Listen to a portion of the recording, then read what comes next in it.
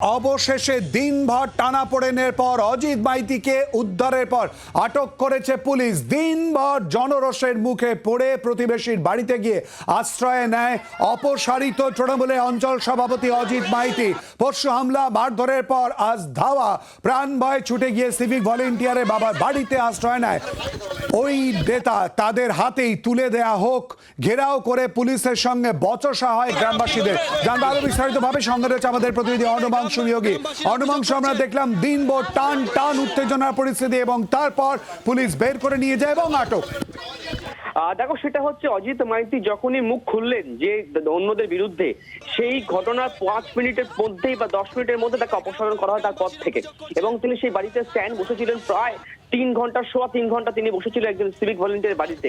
সেখান তিনি বারবার কমেন্ট করেছেন যে তিনি নির্দোষ, তিনি কোনো দোষ করেননি এবং যে দুর্নীতি হয়নি সে কথা ঠিক নয়, দুর্নীতি হয়েছে এবং আমি দুর্নীতির অভিযোগ পেয়েছি, সমস্তটাই তিনি বলেছেন। এবং তিনি সার্টিফিকেট দিয়েছেন, সেলফ সার্টিফিকেট, যে তিনি কোনোভাবে দোষ করেননি, তিনি কোনো দোষের সঙ্গে যুক্ত নন, তিনি অন্যায় করেননি।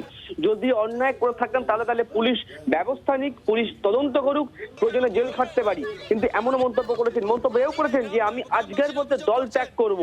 সেই মন্তব্য তিনি করেছেন। তার তৃণমূলে আসা নিয়ে শাসক দলের হামলা, তার উপর তাকে ভয় দেখানো, সেখান থেকে বিজেপি থেকে তৃণমূলে আনা হয়, সেই ঘটনাও তিনি কিন্তু ক্যামেরার সামনে বলেছেন। তারপরে কিন্তু এই সিদ্ধান্ত।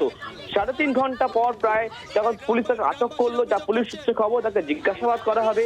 তার বিরুদ্ধে ওঠা যে সমস্ত অভিযোগ গ্রামবাসীরা তুলছেন, সেই সমস্ত অভিযোগের পরিপ্রেক্ষিতে জিজ্ঞাসাবাদ করা হবে। তার কি ভূমিকা রয়েছে, সেইটার পর আইনি পদক্ষেপ কি হতে পারে পুলিশ পরবর্তী সিদ্ধান্ত নেবেন, যে আমরা পুলিশ সূত্রে খবর পাচ্ছি। আপাতভাবে তাকে ডিটেইন করে কিন্তু মিনাকাপ থানায় নিয়ে যাওয়া হচ্ছে, সম্ভাবনা রয়েছে মিনাকাপ পিএসে নিয়ে যাওয়া হবে, সেখানে বসে জিজ্ঞাসাবাদ করা হবে, তারপর পুলিশ পরবর্তী সিদ্ধান্ত নেবে, এমনটা পুলিশ সূত্রে খবর। বাংলার আওয়াজ, বাঙালির আবেগ, জি 24 ঘন্টা।